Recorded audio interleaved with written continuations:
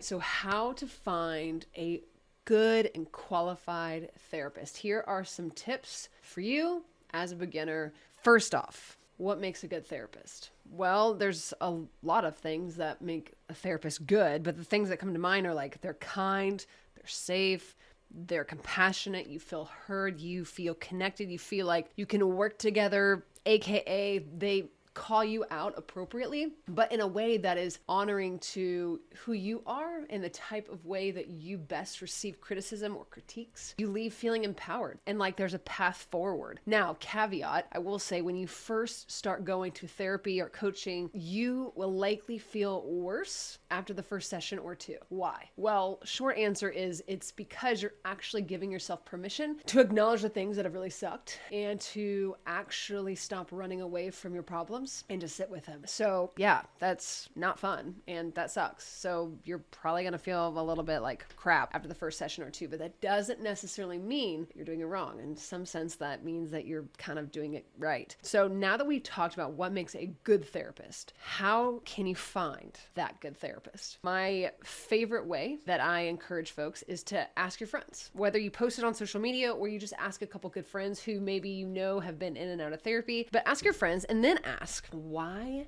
did they like working with that therapist? What specifically did they feel like that therapist did for them, gave to them, taught them, all those types of pieces? And so it's not a matter of like, you should see Susie, she's great. It's like, well, why was she great? Like, what did she help you do? Like high level, not like down in the dirt about like your childhood wounds, but like high level, like why did you like her? You know, because everyone's going to give you a different reason as to why they like their therapist or their coach. And then once you have that person's name and you're like, okay, I can proceed further with Susie, look them up, check out their profile or their website and see if it feels aligned. Like, does it feel like they could help you? Because to be honest, a lot of therapists' websites suck. They talk about their degrees and they may or may not wear shoulder pads, and like that's red flags all the way around. So if they are talking more about themselves on their websites, that's a red flag. Like, I don't care. Neat that they got a degree, neat that they were in school for a million years. That's fantastic. We love that for them. But like, we want to know as the client, can they help me with my anxious mind? Can they help me because I feel so stuck in these really toxic relationships that I can't seem to get out of, right? And so we want to go to their website, feel the vibe, or, you know, is it like an AOL kind of website where it's like, you know, slides in and there's music, like, again, red flag, you gotta go. But in looking at their website, do you feel like they can help you? I'm like, yeah, that feels good. It's not all that dissimilar, to be honest, from online dating. So I tell people, just like you do when you're online dating, whether you're on Bumble or Hinge or Match or OkCupid or whatever the heck, you're swiping, you're liking, you're whatever. It's kind of the sniff test the same way for therapists. So if you go to their website and you're like, yeah, they look cool and like they talk about the things that like I'm currently struggling with and that feels pretty good, then cool, swipe. But give them a try. So give them a phone call, schedule a free first session. So like with my practice at Sunshine City Counseling or Eastern Shore Counseling in Maine, we do a free complimentary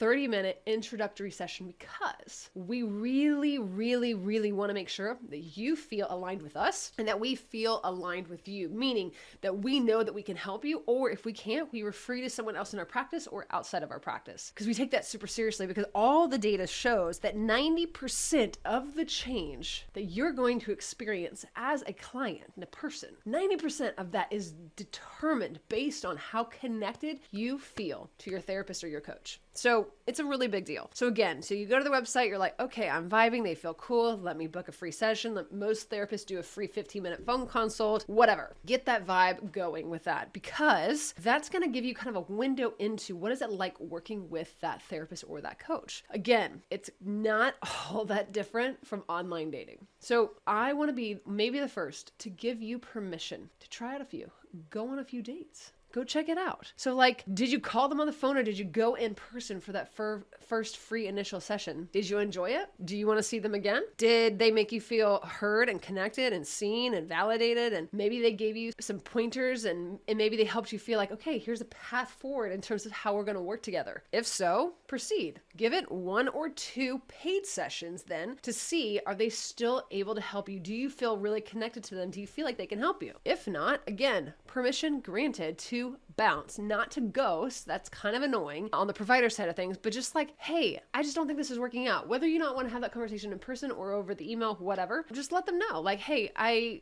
found someone else that I think is a better fit. Have a great life, whatever. But again, like, this process is about you. So how do you feel with that person? Do you feel like they can help you? If not, let's go. This is not you trying to force yourself to be able to, oh, I don't want to hurt their feelings, so I'm just going to like shift some stuff around for me so that I can sit here and pay them $150 an hour and like to do that thing. Absolutely not. This is about you and what you need, whether it's to reduce symptoms of anxiety or to get out of a depression slump or get on some medication, get stuck out of a toxic relationship cycle, codependency, whatever the heck. This is about you wanting to cultivate healthier relationships and become a healthier version of you. And it starts with you using your voice and you tuning into yourself to say, this person feels like they can help me and I feel good when I'm around them. I leave feeling empowered. I feel safe with them. I feel heard with them. I feel all of these things. If those things aren't true, go find someone else. Like, again, finding a therapist is kind of like online dating. You might have to try a few out before you find the one.